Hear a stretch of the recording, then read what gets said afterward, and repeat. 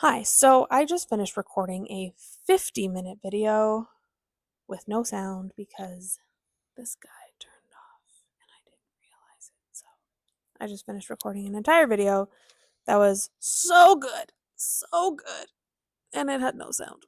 So I guess that wisdom was not meant to be shared. But I'm going to try, and I'm going to try and replicate it. And it starts off by reading you a journal entry and then just going on a tangent about thoughts following the journal entry. The journal entry was prompted by Loki, of all things. I did not watch Loki season 2 at the time that it was released, and for whatever reason recently, I decided to start watching it. And today, on my down day, hence I'm still in my PJ shirt and bundled up in blankets in my little makeshift nook in the corner, I decided to watch the final episode of Loki today, and it got all sorts of thoughts going.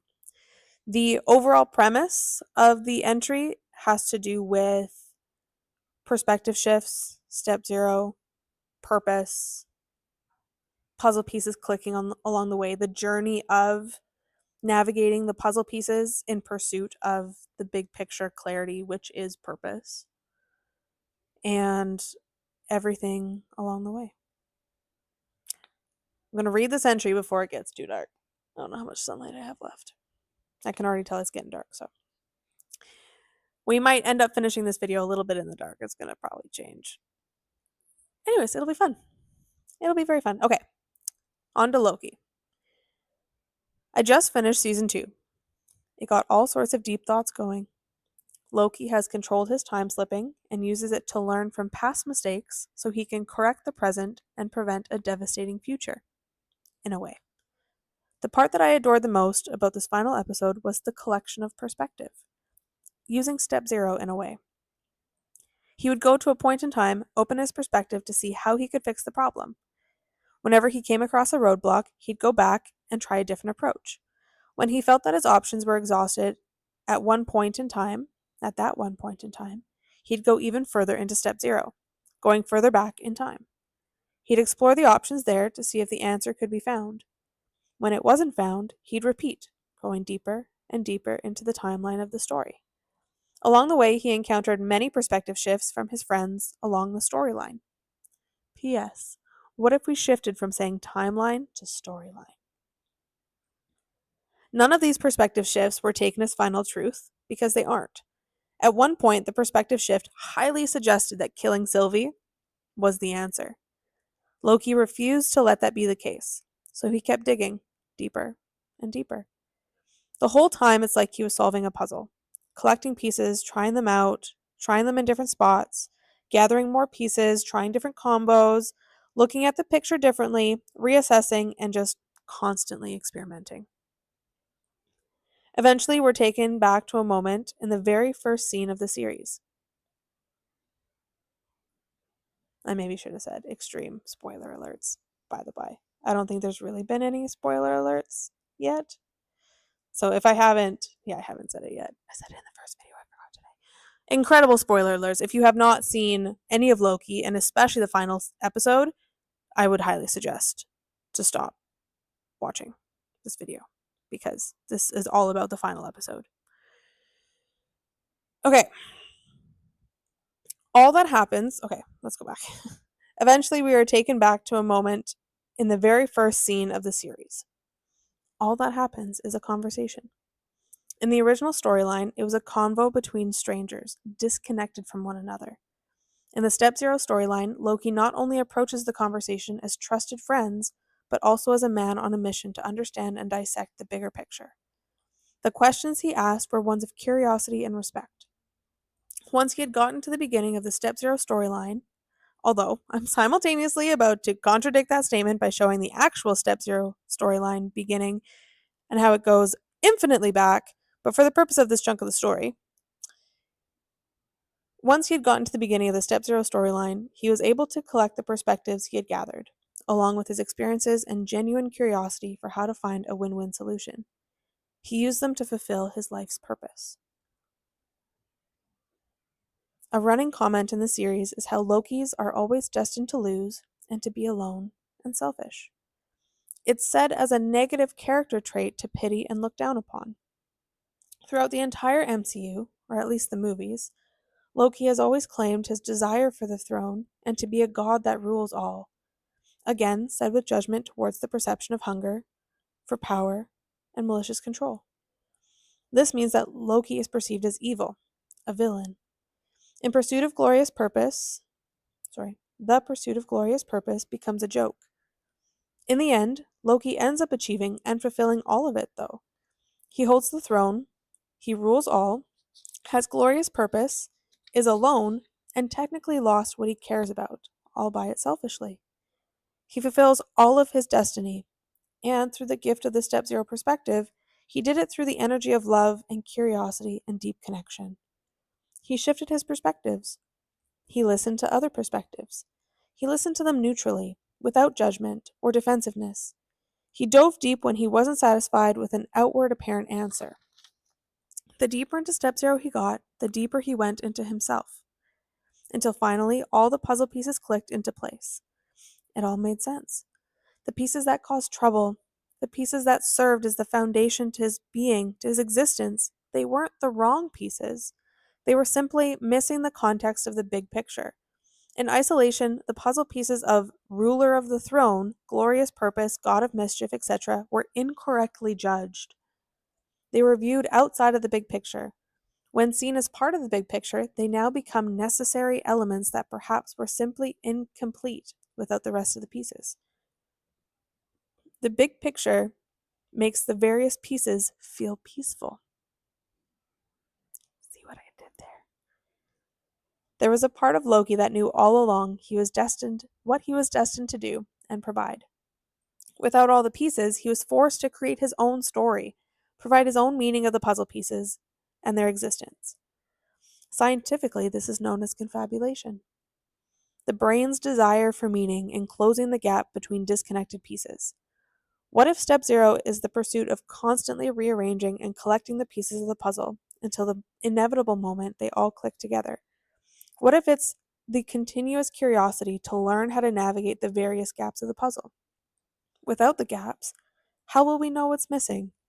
Without curiosity, how else would we be able to enjoy the navigation journey? There are many parallels that I draw between Loki and myself. The show demonstrates the impact and the potential of multiple timelines. Interestingly enough, each timeline seems to suggest that the variants have the same core elements, simply with different flavors and approaches. Their environment shapes how the story of these core elements are told, the meaning they weave, and their impact. All Lokis are burdened with the desire for glorious purpose and the works. Each one is sent on their own journey to discover how to maneuver their puzzle pieces based on their environment on their timeline. From this perspective, there are patterns that can be discovered. If all the Lokis have the same elements, it's almost like that's a controlled variable in the equation. I'm not really sure how to express what I'm trying to say here, but we'll see how this goes. If we look at it from the perspective of one soul living on multiple planes of reality, that soul has a soul purpose. See what I did there too? It's simply on a journey to find what it is and or the reality where all of the puzzle pieces click. One way Loki did this was to simultaneously look outside himself and inside himself. He looked outside himself to learn from Sylvie. Sylvie is a mirror of him, to him. He didn't judge Sylvie. Instead, to better understand her, he went inside himself, pulling up that deep connection to understand her better. In return, she helped him to see himself. By looking in himself, he found the answers on his own. No one told him the answer. No one else put the puzzle pieces together for him. Instead, he looked outward for new angles, and then inwards to experiment putting them together, and repeat. All of this to say, I feel myself in the final episode, where Loki is determined to put all the puzzle pieces together. He's onto something. He's close. He's resilient. He has a deep belief that he is destined to be the one to solve the puzzle. He knows it's ultimately his sole burden to bear, while also recognizing the importance of the perspectives and insights from his friends. He can't get there alone, despite being the one that must end up doing it alone. What a wild paradox, isn't it? I keep trying to share about how this relates to me, and I keep getting sucked into the story analogy, so let's try again. I feel what my destiny and purpose are. I'm currently missing the clarity of the big picture, despite having a multitude of clues along the way. It's like the puzzle exists in 5 complete subsections, and is just missing the final few connecting pieces. The anticipation is there, the taste of what the big picture will show. Where in the world are those pieces, though? Do one of the subsections need to be dismantled and rebuilt? Or is that the stage I'm currently in? Is that what this particular journal has been about? We're at the end of it after all. Where am I? Oh yeah. Is that what this particular journal has been about? Documenting the dismantle and rebuild. Will the next journal reveal the big picture clarity? For context, the core element destiny of cantancy has been there all along. Her literal translation is perspective. It just took a long time to realize it. Her vision is to shift humanity into a new era. It just took a long time to realize that meant we'd also be the leader of it. We have multiple journals worth of stories that will eventually be published. I just don't know their red thread. A common piece of feedback I get is how people admire my passion and find me captivating, yet its full potential is not yet being realized. I'm a natural storyteller and also get constant feedback on that. I've always been told I was a natural born leader, despite feeling I had no friends growing up. I have the skill of communication and safety that are currently felt as an invisible in-between. I have a wild intellect and a deep intuition that are currently just a few puzzle pieces from connecting. I'm deeply self-reflective, which has moments of internal judgment, and when looked at separate from the big picture. All of these subsections of the puzzle and more all exist. Some overlap now, some were pieced together at the time, and they're all waiting for the moment they all finally get to become one coherent picture. I'm patiently anticipating my Loki throne moment.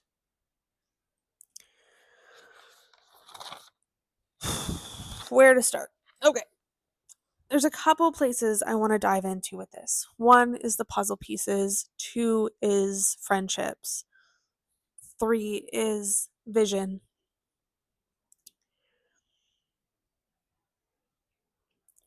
One of the things with this Loki episode that really stuck, first of all, from the step 0 perspective, I adored how he kept going deeper and deeper and deeper.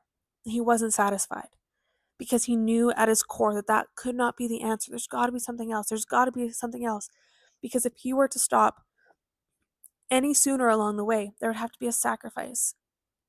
And he knew, like, there's got to be this win-win answer. He knew this. At one point, the answer obviously would have been like, kill Sylvie.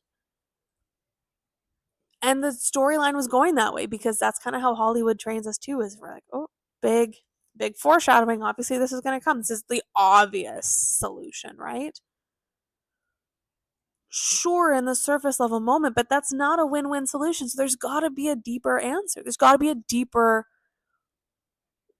we got to be able to go deeper to find this win-win solution. And I love that that's what Loki did.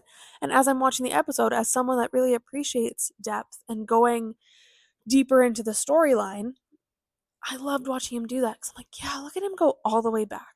Look at him go all the way back to the beginning, at least of the Loki series. He literally goes back to the first episode, talks to Mobius, and is just having a conversation. Mobius did not give him an answer, right? I think I journaled that. Mobius did not give him an answer. He did not tell him how to put the puzzle pieces together. But what Loki did was he leaned on the friendship and the curiosity of that perspective to say, what can my friend teach me? What is it that my friend can teach me? And ultimately all the puzzle pieces clicked. It took the entire series, it took the entire MCU to get there. And in the last 5 minutes, the puzzle pieces all finally clicked. But they were there all along. And that's one of the things that's wild about these puzzle pieces, is that we collect these puzzle pieces throughout our entire lifetimes to help us curate the big picture. But confabulation is this thing that kind of gets in the way scientifically and associates meaning around these puzzle pieces based on when we acquire these puzzle pieces. So we miss the opportunity to realize when a puzzle piece is needed because there's meaning that's been put around it that seems disconnected from the actual moment. So confabulation, to dive into this is also like another wild little sub story about just divine following intuition pulls, if you will. A number of years ago, I was starting to talk to somebody, starting to see a guy. We've been chatting for 6 months, and finally the day came where we met up. And the next morning, I woke up first, and I remember going through his bookshelf. Just curious, I was just going through his bookshelf, and I came across this book called The Happiness Hypothesis. Why it sparked my attention, I don't know. Why I grabbed it, I don't know. Why I opened it and started reading it, I don't know. Something got my attention. I grab this book, I go out to the balcony because he overlooked the river valley, and I thought that this would be really nice to just take a moment and read over the river valley. And I'm reading this first chapter and I'm hooked. I know I have to get this book. And I've read the book a couple times, and it's fascinating because every time I read it, the first half I'm so captivated, and then the second half I kind of die off for whatever reason. But in the first half of the book, Happiness Hypothesis is written by Jonathan Haidt. And he talks about confabulation. And confabulation is essentially how the right brain and the left brain, they each are responsible for collecting different pieces of information. But the brain also has this desire to close the gap and create meaning to try and understand what's happening. It's a meaning-making machine. And so he talks about this experiment that was done to kind of support and prove confabulation. And what confabulation ultimately does is it creates a story and it creates meaning where meaning doesn't exist. If you want to read the example, I don't really want to go into it now, but I think it's in his first chapter of his book. Go read the first chapter and learn about confabulation, at least from that perspective. Google it, do whatever you want, but it's this incredible concept, and at the time, it was a puzzle piece that was necessary for this whole pursuit. Now, the fascinating part about confabulation, when we parallel it to this whole puzzle metaphor that we're building here, is that when we pick up a puzzle piece, what we also tend to do is we attach meaning onto it, because confabulation insists on closing the gap to create meaning of something. It can't just exist with no meaning. We have to attach meaning to it. We create a story with it. And so what ends up happening is we collect this puzzle piece. But at the time that we acquire this puzzle piece, we do not have the necessary information to understand why we have this puzzle piece. What is it relevant for? Where does it play in? We don't know. So what ends up happening is we create meaning and we attach meaning to that puzzle piece. And that meaning surrounding the puzzle piece ends up blocking the neutrality of the puzzle piece itself. The puzzle piece itself is neutral and objective. The meaning around it is what becomes subjective and charged. And so this concept with Loki too, he's known all along that he's destined for the throne. He's destined to rule the universe, the multiverse. He's destined to be on a throne. He's destined to rule it. He's known that for a long, long time. That is a puzzle piece that neutrally is factual. Objectively true, yes. Now, the situation of his life in which he comes to that realization is he attaches meaning based on his personality, based off of his upbringing, environment. The judgment perceived onto that neutral puzzle piece is one of judgment, where it's like, oh, Loki is destined to rule the universe and he wants the throne because he's selfish and he wants it for malicious reasons. But he knows that deep inside he's destined for the throne. But the environment, the confabulation, if you will, that gets put on that neutral puzzle piece is that of judgment and assumptions and meaning. And what ends up happening is that along the way of this final episode of Loki, what he's doing is he's going back into his storyline to try and identify the puzzle pieces that have been acquired along the way and to not strip the meaning of them, but to find the puzzle pieces along the way. The meaning that was associated to that puzzle, the meaning can stay. We keep the meaning at that point in the storyline, and then we transfer the puzzle piece because the puzzle piece was not necessary at the time, but perhaps the meaning around that puzzle piece was necessary. So we leave the meaning in that point in the storyline, and we transfer and we move the puzzle piece to where it's now necessary for the big picture. And it's just one of those fascinating concepts that's just got my brain going, because that's part of the human experience, is we attach meaning to everything because we don't have the full pieces yet. We're not meant to have all the pieces. The pieces come together at the end. And so yeah, what he ended up doing was he went back and he was finding all these puzzle pieces and he was putting all the pieces together, and he's trying to shift his perspective on how this puzzle piece can be used. And he's challenging the meanings that have been placed around it so that he can kind of pluck out the neutral piece. Now, another core element of this is the friendships that he built along the way. Again, Loki is destined to be alone. That is a neutral statement. No judgment. Ends up being factual. What ends up happening is the meaning placed around that and the judgments and the energy placed around that is that of negative connotation. We think, oh, Loki's destined to be alone, therefore no one will ever, like, who could love a Loki, right? That's said in the series a couple times. Who could love a Loki? Well, that's kind of a judgment based off of the neutral statement of Lokis are meant to be alone. You, like, both can happen at the same time. Loki, his friends are the reason that he can fulfill his destiny. He cannot fulfill his destiny without his friends. His friends might not realize the role that they played in helping him to complete his big picture puzzle. They were necessary.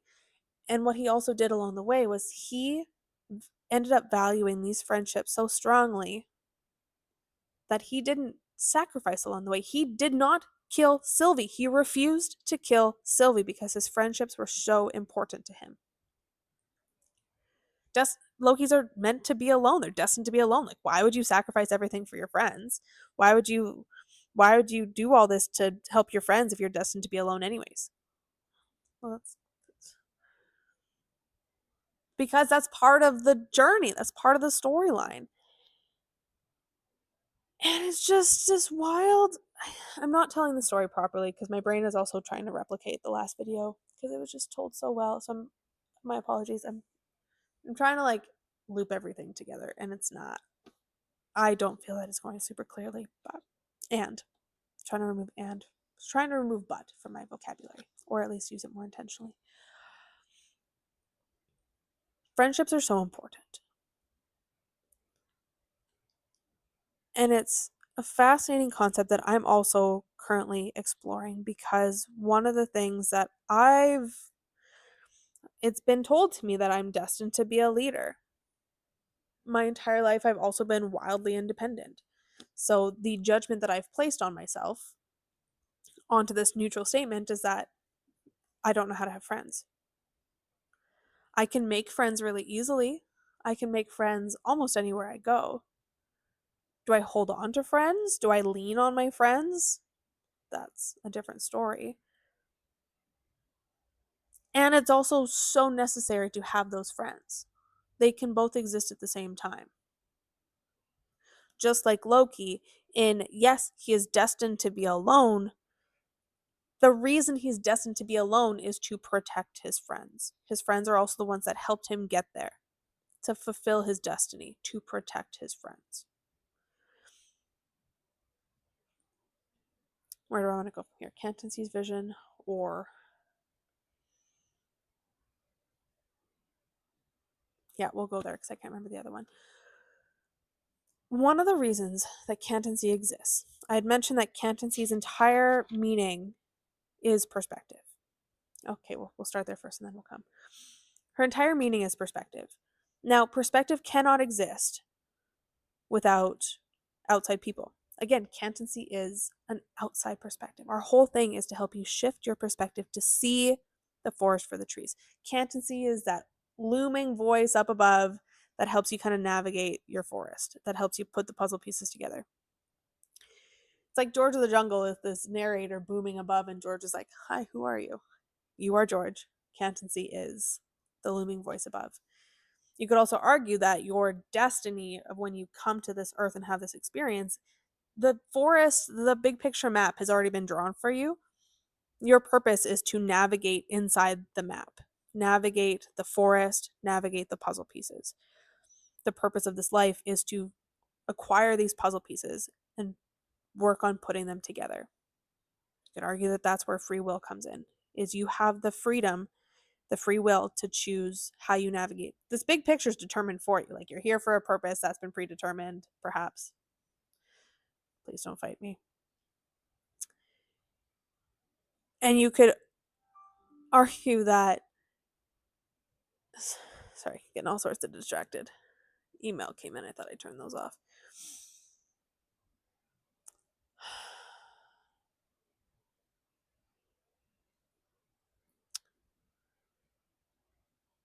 The big picture exists. Our soul comes to experience this big picture purpose. The human experience is navigating this puzzle.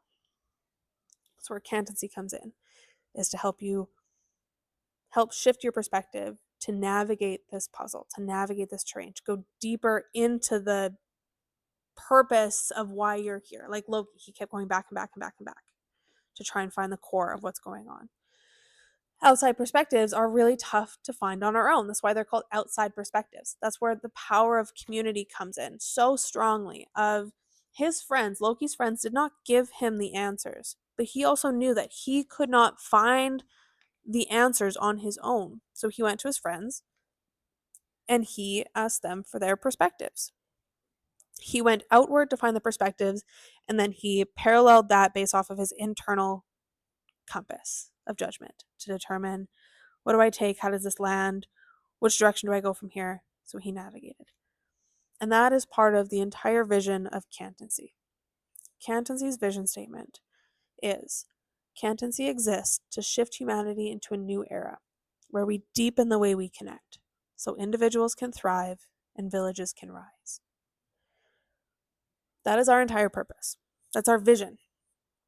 We also have a mission statement. I don't have it memorized, but it's something like, the way we do that is to bridge the gap between empathy and efficiency until understanding becomes intuitive, to shift certainty into curiosity until understanding becomes intuitive and collaboration becomes instinct. Something like that. Which, little fun story behind. So this vision and mission statement were created almost a year ago because we were part of a class that helped us create our mission vision statements, and that class was so poorly done, it aggravated me so much that I went home that night and spent 3 hours with AI, dedicated 3 hours with AI to just come up with my vision statement. I didn't really know where I was going with it. I just was like, no, that's not quite right. That's not quite right. Over the last year, it has created a meaning. Again, like the big picture was kind of painted. The puzzle piece was created. The puzzle piece of the mission and vision statement were created. I just didn't realize its significance until later on. Again, like shift humanity into a new era. Oh, I guess it needs a leader. So individuals can thrive and villages can rise. Yeah, we kind of need to operate as a collective in order to thrive as individuals, and vice versa. When individuals thrive, we kind of bring up the village, which is one of the things that also drives me up the wall about Western/North American societies and how it's so hyper individualistic, is we are disconnected from the collective. And we know that we crave the collective, we crave the community, and we've lost the skill of how to do it. So everyone is craving and chasing community and collective, and they just keep hitting roadblock after roadblock after roadblock, which is what we're also aiming to help reconnect and shift people so that they can deepen the way they connect, so that individuals can thrive and villages can rise. A way we do that is to lean into our support systems, like Loki did. He thrived as an individual when he made it a priority for his village to rise. He refused to harm an individual in his community. He refused to kill Sylvie because that goes against the purpose.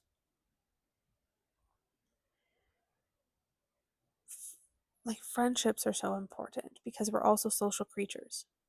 We can't exist on our own, and that's why. You as an individual, you can survive in a tribe when the tribe has your back. The moment that you're ostracized and kicked out of a tribe, you're done. Go back hundreds, thousands of years. Survival existed within a tribe. The moment that you're kicked out, you're done. So why are we trying to operate as individuals in this society? Anyways,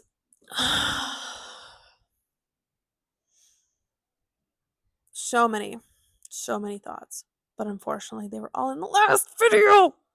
God. We're learning though. We will be triple checking to make sure that this mic is on every time. Maybe we'll do a stress test every time. Be like, okay, double check the video. But that's also one of the things that Loki did in that final episode. Was he'd go into a situation, he'd be like, oh, okay, didn't realize that. Oh, didn't realize that. Oh, didn't realize that. There's a scene where he comes in and he takes over. He's like, remember to do this, and this, because he's been through all the timelines of learning all the experiences, learning all the mistakes to go, make sure you latch the helmet, make sure you don't put it down, make sure you do this. Oh, it's a little sticky, hit it again, because he's learning from his mistakes. So that's what we're doing. This is just draft number 1. And so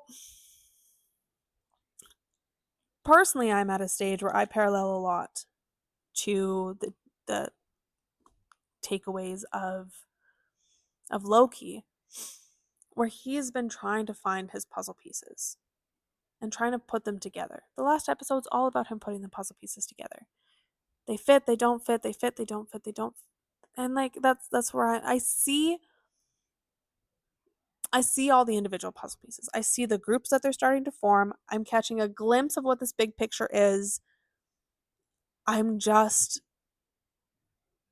currently unable to see the connecting pieces. They exist somewhere. I inevitably have the puzzle pieces somewhere, right? We collect them along the way. There's just meaning associated with it that is preventing it from being within my visible periphery. And believe it or not, that's actually one of the reasons that I'm actually making this video for a second time. And it's one of the reasons I'm kind of stressing about how frustrated I am that it's my second time. Because the first one I feel went so good. I remember finishing it. I'm like, oh, fuck, that was such a good video. And then I finished the video, 50 minutes. And I remember for a half second going, fuck. There goes that. And what I could have done is said, well, that sucks. And guess I wasn't meant to make that video. But one of the things I'm trying to do is to experiment. I'm trying to experiment. And one of the things I'm trying to experiment is making unfiltered videos like this. Sharing my thoughts, seeing where it goes, and challenging, I guess, the norm. I don't know. There's other people that are probably doing this too. I'm trying to follow my intuition. I'm trying to do what feels right for me. I'm trying to do what aligns for me. A reason that I've been hesitant to tell stories and post them online like this is a couple reasons. I love telling stories. A couple weeks ago, I was in a personal development class, workshop, I guess, for a weekend. Very emotional. Lots of cool insights. One of the things that the facilitator talked about was your strengths and your weaknesses. Our weaknesses are often our strengths turned up too loud. One of my strengths is I'm a storyteller. One of my weaknesses is that I'm a storyteller. Great at telling stories. Excellent storyteller. I am captivating. I am passionate. I am engaging.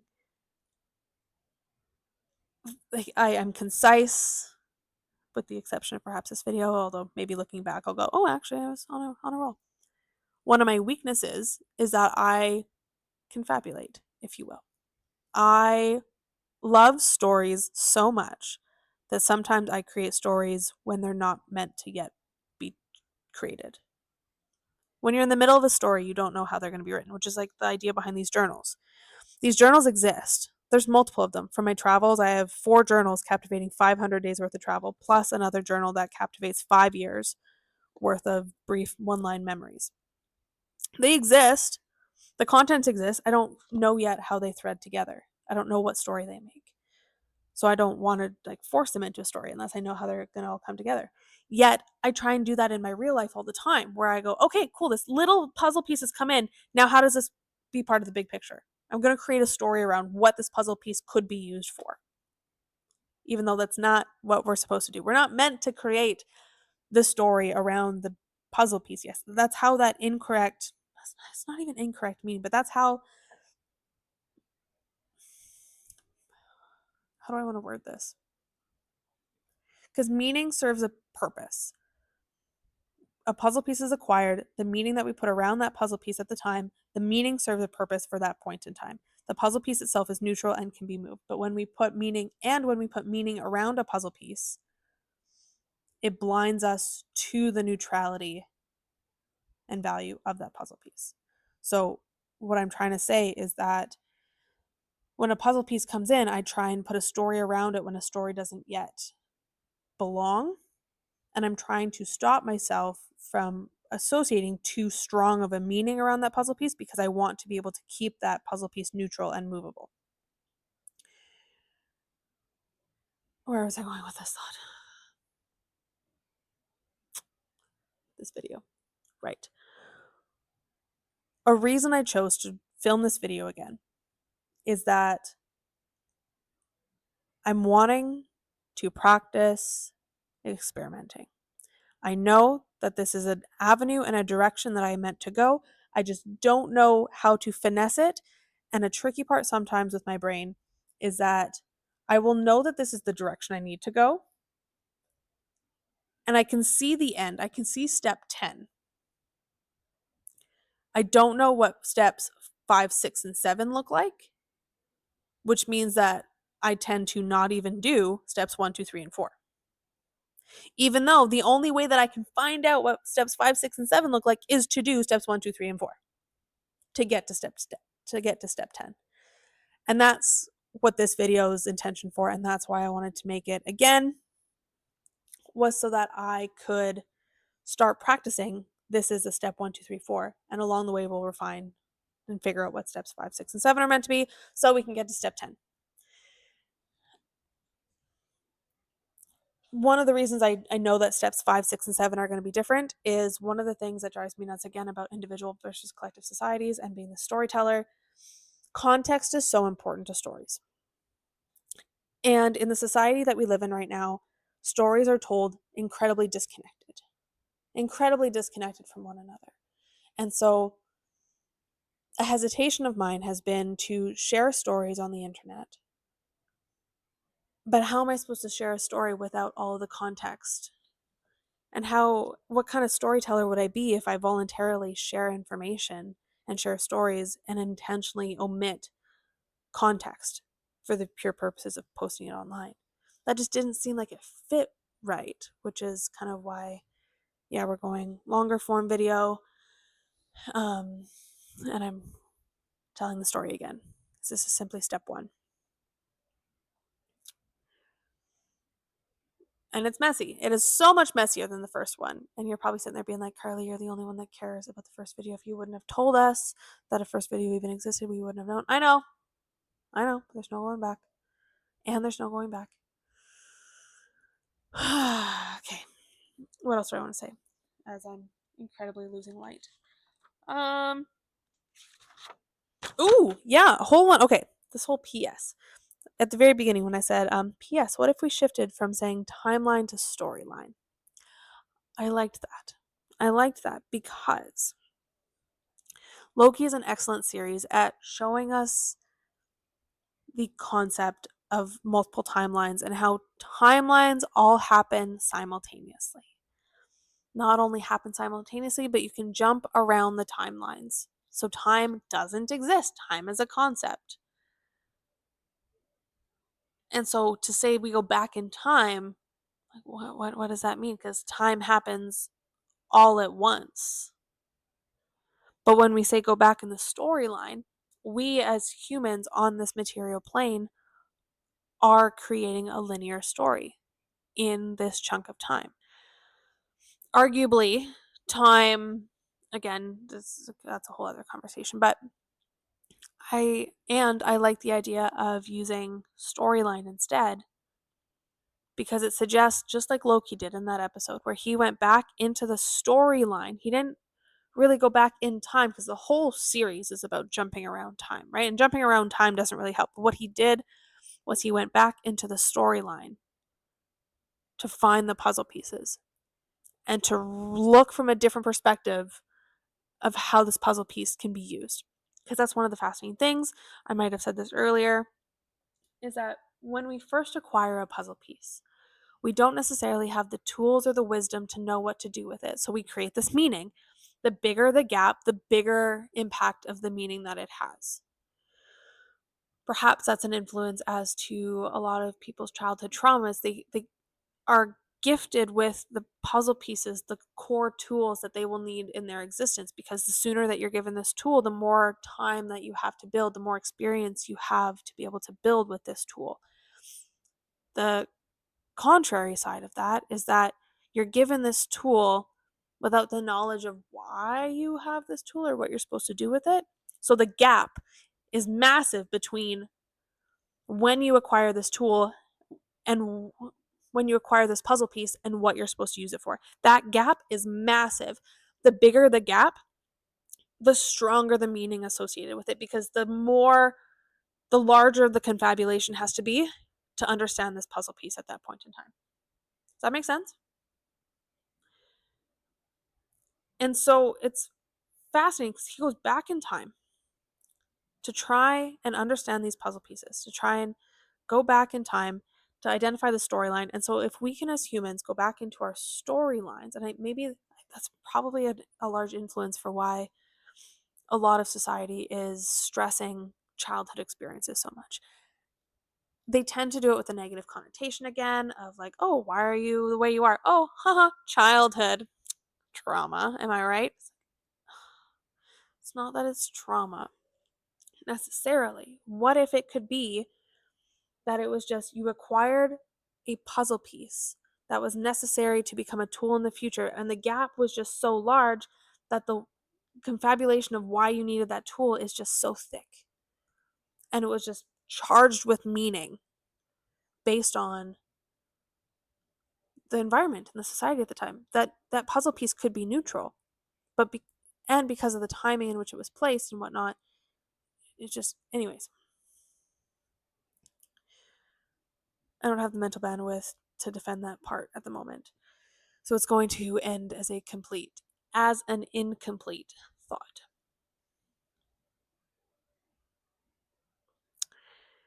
So storylines. What if you instead don't look at it as a timeline and go back and look at it as a storyline? Go back into your storyline to try to work and find those puzzle pieces that have been given to you along the way, and to look at it neutrally and go, what is the meaning that was placed on this puzzle piece? The meaning can stay at that point in the storyline. We're not removing the meaning that puzzle piece provided at the time. The meaning can stay. The meaning provided value. The puzzle piece itself can be transferred or duplicated. I don't know. We'll evolve with this thought as time goes on.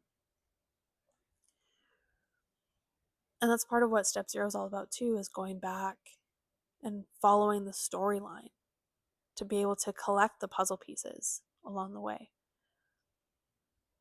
And that's another fascinating part about looking at my own storyline with cantancy, is again, all these puzzle pieces along the way that existed, but then just certain meanings were placed on them at the time that prevented me from seeing the neutral value of the puzzle piece tool itself. Cantancy, the name literally means perspective. Was that the full intention? Was that the conscious intention when I created the name? No. It was the concept behind what I was trying to convey, but was that the meaning I was wanting to convey? Not necessarily, but it kind of became that. the puzzle pieces along the way end up clicking of like, oh, yeah, okay. Even about a year ago is when an analogy first came up about Cantancy being a master puzzle solver.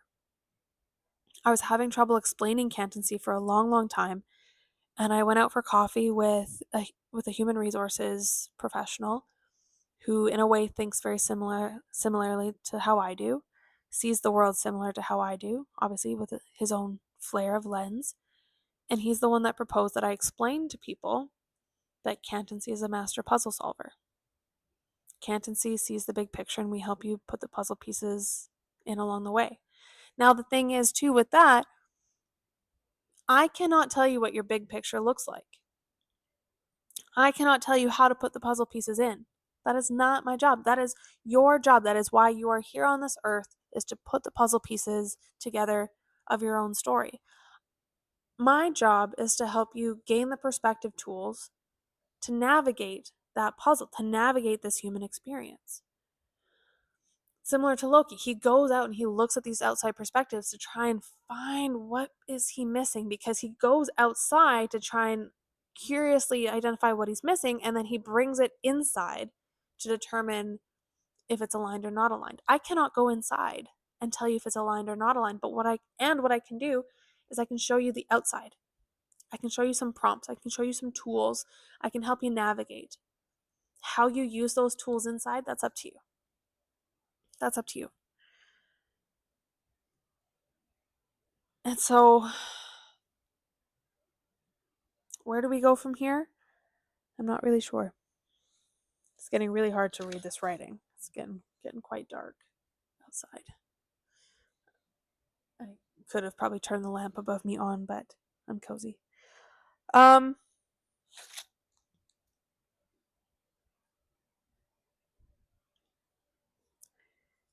Yeah, so we briefly talked about friendships and how they're very important.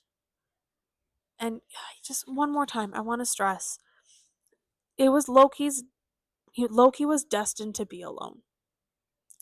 That is an objective statement, and a lot of people tend to put judgment around that. Oh, I'm going to be alone forever. Who says that's a bad thing? And what does alone look like? Because Loki is alone because he's doing it to protect his people, but he wasn't alone the whole time. That's how I feel about myself with Cantancy. Not that I'm meant and destined to be alone. I am destined to be an individual leader, though. Leaders inherently they operate alone. Leaders also need a team of people.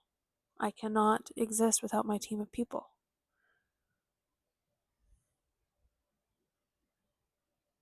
Which is a skill that I'm building, is building my people, building my community of people. Anyways.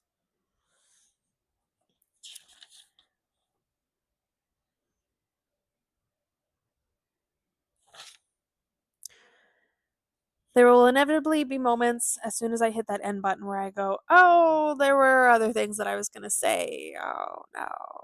Forgot to say that. And that is just part of the risk of a storyteller telling things off the cuff, with this being my only script. And even this is a very unedited script. So this entire video is just completely unfiltered. And that's okay. This is step one to try and find what the big picture of my storytelling technique looks like. What does it look like for me? I don't want to do what other people do, because that's copy and pasting, and that's contradictory to everything I stand for. We don't copy and paste. What we can do is we can look at other people, see what they're doing, and then draw parallels inwards to ourselves to see if it's aligned for us. We take little snippets from the world around us to see how we can parallel that and parallel some of those tools into our own toolbox. I see people do unedited videos. All videos don't have to be edited. I don't like my videos being edited. One, I don't have the energy capacity to go in and edit a video. Two, My storytelling thrives when it's not edited, when it's off the cuff, because part of the storytelling is it might not make sense to me when I'm saying it. If it makes sense to one person, if it helps put the puzzle pieces together for one person listening to it, why would I edit that out? It's not fair to that person. My whole job is to shift your perspective and to help you gain clarity in ways that you have been looking for. Why would I take that away from you? It's not fair with editing. Will the videos get better from here? Yes, because multiple reasons. We will do it sooner in the day so that we do not get all fuzzy with I guess we can like borrow a little bit of light from the TV. We will be doing this sooner in the day so that we don't become grainy with the darkness. We will make sure that the mic is set up.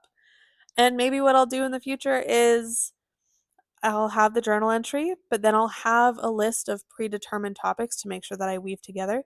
I might not know exactly how the story is going to weave, but I'll at least know some big points to interweave so that it doesn't exist in my head. And you know what? This was a great first run.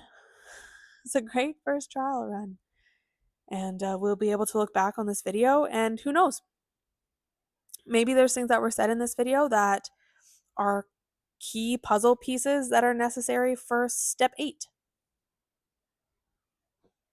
Who knows? Who am I to say? So welcome. Thank you for watching this very unofficial corporate video, which is another fascinating thing. One of the things that had been making me stuck for a long time is the concept that, well, Cantancy right now is corporate facing. Why would I post an unfiltered video with day 3 hair up in a bun, makeup probably still smeared under my eyes from last night, and my pajama shirt bundled up in a corner of my house that features a pillow without a cover on it and just a couch cushion for my back? That's not a very corporate professional video to share, especially for your first one. Really? Nah, you gotta wait till you're prim and polished and presentable. All the bees. And no, that's the purpose of this is the stories. And depending when you're watching this, you've probably maybe also seen videos of me super prime and polished. Maybe you've also seen videos of me out in the wilderness doing, I don't know, outdoorsy stuff. We're multifaceted creatures. The the costume that I wear is not representative of the inside. I was gonna say the costume we wear inside, but that's not that doesn't work. You know what I'm trying to say? We make judgments based off of what we wear on the outside. It's just clothes. I can go in and change and put something professional on in literally 20 seconds. I'm the same person. I'm just telling the same story. You're the one that perceives it differently. I think that says more about you than it does me. There's a perspective shift for you.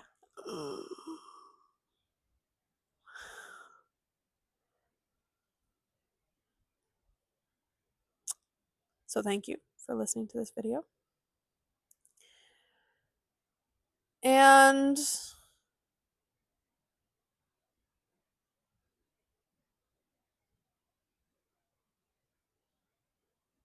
probably time to turn my phone back on. I turned my phone off a couple hours ago. I found myself doom scrolling and getting sucked into stuff, and I went, no, I want to just be present. I want to focus on journaling and making a video of my thoughts, and I don't want to be interrupted because those phones have wild power. It's the same phone, it's still sitting there, but the fact that it's literally just a block of metal right now, for some reason, changes my entire relationship with it. It literally has not pulled me whatsoever since turning it off. But if it were to be on and on silent, there would still be this stupid pull. But now that it's off, it doesn't have a pull. Isn't this wild? Cell phones are wild.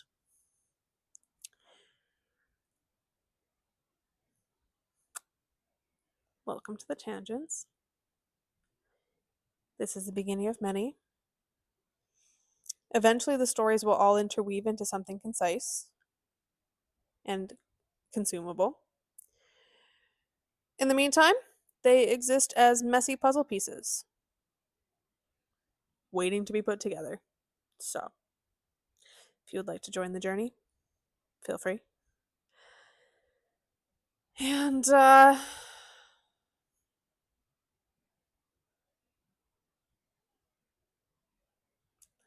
want to turn my phone on? Do I want to keep it off? I kind of want to read. Do I want to read? I don't know.